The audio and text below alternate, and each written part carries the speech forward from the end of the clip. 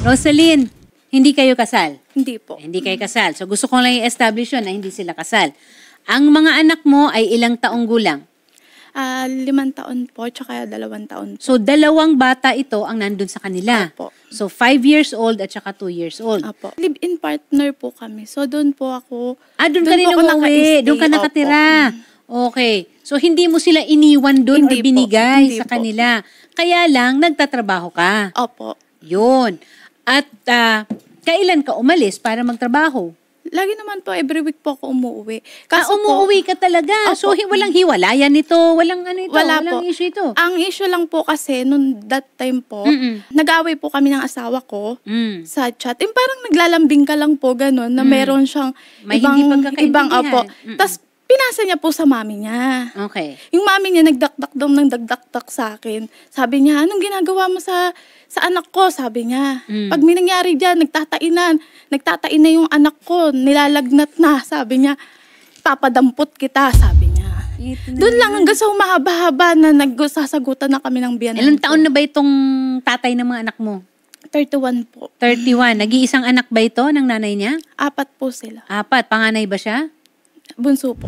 Gaano katagal na kayo nagsasama? Magsa 7 years na po. 7 years. Tapos doon talaga kayo na nagsasama 4 years kayo. na po kami doon sa bahay ng mami niya. Dati po. Anong trabaho ni Salvador? Wala po. Wala. So Ako nga po yung nagbabayad ng ilaw, tubig, lending ng mami niya. Nagbabayad ako ng allowance ng mga allowance nila. Oo. Tumutulong po ako sa lahat. Wala po. Opo, sasabihin ko po na waitress po ako sa bar, ganun. Hindi ko po ikakaya kasi dyan ko po silang binuhay. Ilang taon po ako nagtiis, ako nagbabayad, lahat ng luho ng asawa ko, luho ng biyanan ko, binibigay ko po. Okay.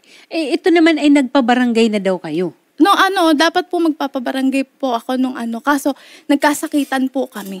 Okay. Yung pagkakasakitan na yon, nailapit mo ba yun sa barangay? Napablatter mo ba yun? Opo, yung napablatter insidente ko na po yun? sa police station. Okay. Saan ba ang trabaho mo? Dito ba sa Maynila? Ngayon po sa Maynila po. Sa Maynila. Hanggang ngayon may trabaho ka naman? Opo. Okay. So ngayon, ang gusto mo lang naman, makita ang mga anak mo. Tama Opo, ba? kasi ilang beses po akong tumatawag sa kanila, hindi po nila sinasagot. Nagmamakaawa na po ako na kausapin ko lang. Actually, okay na po kami. Nakapag-usap na po kami ng maayos. Kaso, nung that time po na maghuhulugan na po ng lending. Ito na po, maghuhulugan ng lending. Hindi ko po nasagot yung tawag ng biyanan ko. Actually, ayos na kami, nagkausap na kami ng maayos. Hindi ko nasagot yung tawag ng biyanan ko. Okay. Tapos, kung ano-ano na pinagme-message sa akin, walang hiya ka, sabi niya. Wala kang utang na loob, kami nag-aalaga ng mga anak mo, sabi niya po. Okay. Inaakusahan ka pa ng kung ano-ano. So, hindi ko po hinulugan ngayon yung lending niya. Kinabukasan po, kung ano-ano pinagpo-post niya, puro pang Paninira. Paninira. Tapos kung kani-kanino po siya nagme-message sa ibang tao na meron daw po akong lalaki, meron daw po akong matanda, yung dati ko pong pas na nasa bar ako. Kung kani-kanino niya po pinagsisend. Tsaka gusto ko rin po sana makuha yung pinagbentahan ng bag ko na tinago po nila. Pinagbentahan may negosyo po ako doon, yung mga bag. Ng mga bag? Opo, okay. tinago po nila. So mga magkano ang gusto nating makuha? Kasi 20,000 po yung puhunan ko doon. Okay. Kung 4 na bag lang po nakuha ko doon, tapos binigay niya na benta sa akin 1,000 lang po. Pero ang halaga nung lahat, dapat mga 20. Kung pagbebentahan po talaga, maabot po ng 50,000 yun. Ng 50. Pero ang gusto mong ibalik lang sa'yo, puhunan lang. Opo. Bahala Kaya na sila. mga gamit po, lahat na mga napundar ko pong gamit. Sandali lang. Ang ibig sabihin nito, nakikipaghiwalay ka na. Opo. Ayoko na po. Wala na bang puwang sa puso mo? Kasi mukhang kayo ni Junior, okay naman kayo eh. Ilang taon. Tsaka lagi na lang po yung ugatan po ng pag-aaway namin. Pera? Hindi po. Yung mami niya. Kasi hindi naman, lagi po nakikialam yung mami niya eh. Kung sakasakali, pagka kukunin mo yung mga bata, saan mo sila ititira? Nakahanap na po ako ng apartment. Meron. Sino may iiwan sa mga bata? Yung nanay, tatay ko po, tsaka yung kapatid. Ikaw, pamilya mo naman. Opo. Pamilya mo naman. Okay. Ayaw kasing magpa-interview ni Junior. Okay po. Okay? Kausapin na lang muna natin si Kapitan. Magandang hapon po sa inyo, Kap. Magandang hapon po, ma'am. Yes, Kap, sa pagkakataon na ito, Kap, ang gusto sana natin, talaga, ay mapag-ayos ang pamilya. Tama po ba ako, Kap? Opo. Oo. Yes po. Kap, mukhang ito kasing si Rosaline, ayaw naman na Kap na mukhang naano yata siya, medyo na trauma po doon sa nangyaring sakitan at saka sa ilang taon na hindi nila pagkakaintindihan at pakikialam.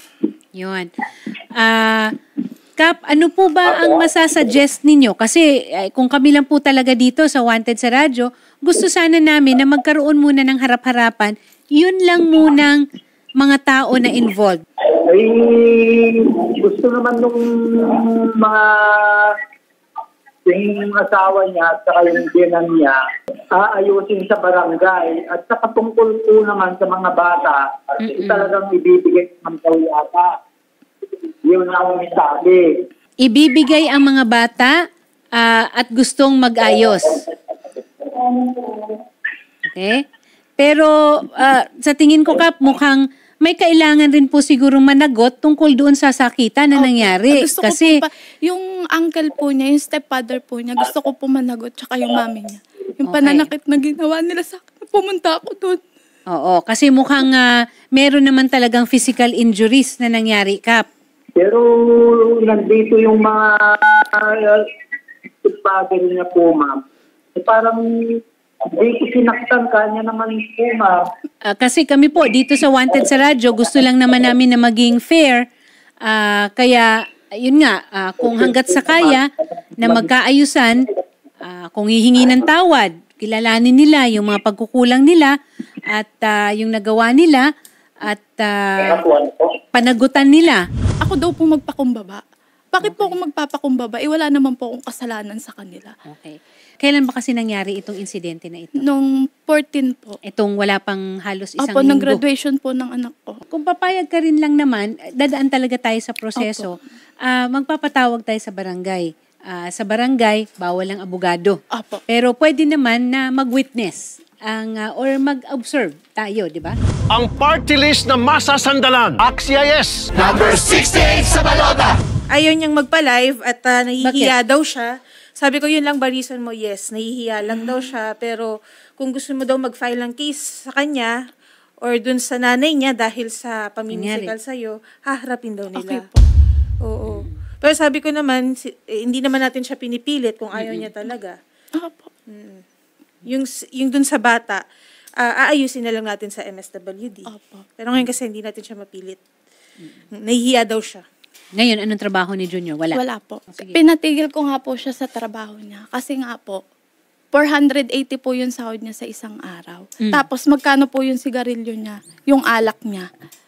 Tapos nagpautang po siya dun sa ibang mga tao. Umabot na, naglabas po ako ng 10,000 ni piso, walang bumalik sa akin. Oh, Junior, mukhang marami kang kailangang sagutin. Na-disgrasya din po siya. Ako rin naman po sumagot. Hindi ko naman siya iniwan. Pero nung time na ganyan po nangyari, hindi niya ako pinapanigan sa mami niya. Lagi siyang kakampi sa mami niya. Lagi na lang yung mami niya. Ang una lang din po ang pagtatalo namin. Dahil po nagpadala ako sinabihan ako ng biyanang ko, nagpapa-impress daw po ako sa kanya. Kasi nagpadala po akong pampacheck up ng hipag ko. Tapos noong una po, tagupo na nagpapadala ako ng pampacheck up ng hipag ko. mo. Kasi Ang dami mo palang tinutulungan. Opo, ganun po kasi talaga Ipagpapatayo ako. kita ng rebulto sa tabi ni Jose Rizal. Gusto mo? May ginawa ka ng mabuti, may nasabi pa rin sa'yo. Tapos, nung pinadala ko na po yung pera doon sa asawa ko, nagalit yung biyanang ko. Sabi niya, bakit? Nagpapa-impress ka ba kay Junior? Sabi niya. Lahat na lang iaano mo. Ano nagustuhan mo kay Junior, ma'am? Kung alam mo Kung naman ganyan naman pala. umpisa pa lang, nagbibisyo. Nung time kasi po na yun, mayroon din po akong pas na ex. May kalib-in din ako. May anak ka dun? Opo. Okay. Nasaan yung batang yon? Nasa Pampanga po.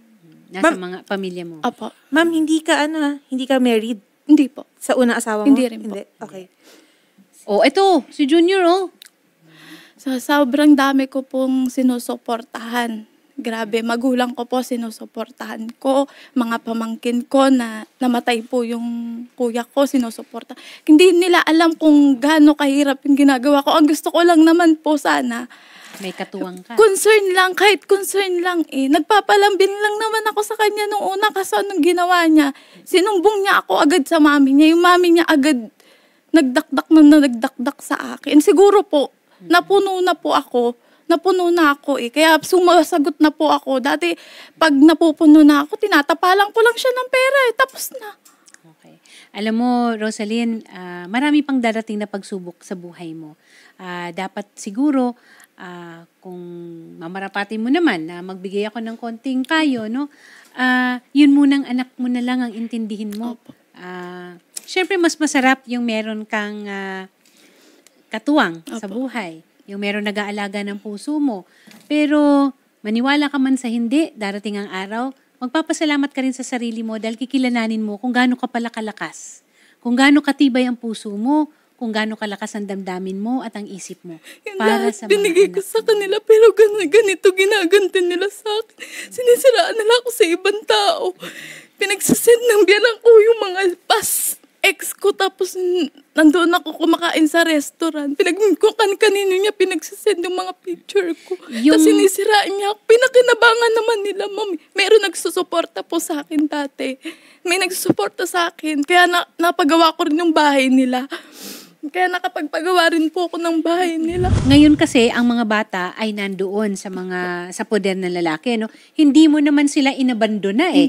Oo, at klarong-klaro naman. Actually, ma'am, okay lang po sana na dun Yes. yung mga anak ko. Kasi, siyempre, alam ko po safe yung mga anak ko doon eh. Kaso yung kukunin ko na lang po kasi yung ginagawa po ng biyanang ko sa akin na kung post po siya ng post sa Facebook, kaya na lumalaban din po ako sa pagpo-post ng Facebook.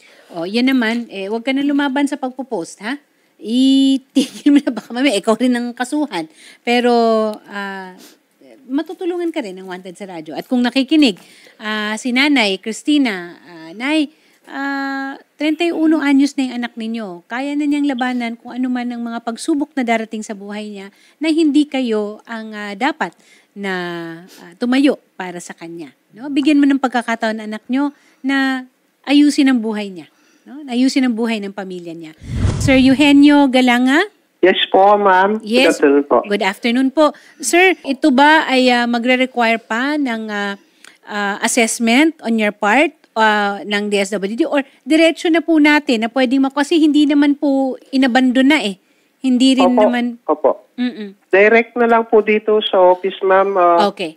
Papuntahin lang po si Roslyn Calbike. So meron lang tayong proseso na gagawin but it's a shortened procedure para makuha mo na ang mga bata. And then, yung pagtutuloy-tuloy ng kaso, kailangan lang tayo dumaan sa barangay kung wala talagang pagkakasundo, may certificate to file action, and then tutulungan ka rin ng Wanted sa Opo, ma'am, opo. I-assist po namin yung client natin, ma'am. Narinig nyo si Sir Eugenio Galanga, ang head ng Municipal Social Welfare Development Office ng Paniki Tarlac.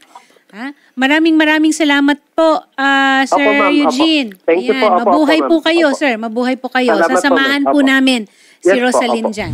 Chairman Reynaldo Gabriel. Kap, mukhang itutuloy natin yung kaso dyan para kung sakasakali, hopeful pa rin tayo no, na magkaayusan. Pero kung hindi po talaga kakayanin, handa ang Wanted sa radyo naman po na tumulong kay Rosalyn. At uulitin ko, bukas po ang tanggapan ng Raffy Tulfo in Action para makapanayam rin ang sila Junior at ang mama niya para marinig din naman ang kanilang panig. Anytime po, paghanda na sila. Sige po. Roslyn ha, nasabi ko sa iyo, gulatin mo na lang ang sarili mo pagka nakita mo na kung gaano palakatibay ang puso mo. Ha? Ganyan lang talaga yan. Ang buhay hindi natin napipili kung anong mga dagok na dumadating eh. Ang kaya lang natin, yung kung paano natin haharapin yung mga pagsubok na yan. Sa totoo lang, hindi naman ako ganito eh. Natuto lang akong lumaban sa kanya, sa ginawa niya. Tama lang naman. Tama lang naman na lumaban ka. Hindi naman ako palalaban eh. Huwag kang, at saka lalong-lalo na, huwag kang magpapatalo sa pagsubok ng buhay. Ha? Meron kang mga anak, o hindi lang itong 5 taon at saka yung 2 years old. Diba? Yan. Bata ka pa. Marami pang pwedeng magandang mangyari sa buhay. Napakabait ko sa kanila, tapos ginanito nila. Huwag kang titigil maging mabait at mabuting tao. Sigurado ako, babalik at babalik sa'yo yan. Ha? Huwag kang mag-alala. At saka huwag ka nang umiyak. Ang ganda ng pilik mata mo, baka masira pa yan. Tsaka, di ba, ma'am, wag niyo na rin patulan yung sa social Oo, wag mo media. nang papatulan, ha? Oo, kasi Wag mo nang baka kayo papatulan. rin po yung Wag mabalikan din. wag ka nang bumaba doon sa level na yon. Walang ikabubuti, walang itutulong sa iyo po, yan. yung last na hindi na ako nagpadala ng pambayad ng kuryente. Dinaan pa nila sa kapitbahay. Mismo sila yung magsasabi. Siguro makakaano pa ako eh. Magbabayad pa ako. Sige po. Sayang ang luha. Sayang ang luha. Ang ganda-ganda ng mata mo. Ang ganda-ganda mo. Ang ganda ng aura mo. Ha? May kamukha nga siyang staff dito. Maganda din. Ay, maganda naman lahat ng mga staff dito. Yung mga naka-eyelash yung mga staff dito sa RTIA. Sige po, ma'am. Kausapin po namin kayo sa kabilang studio, ma'am, ha? Maraming salamat. Salamat po. Magandang hapon po.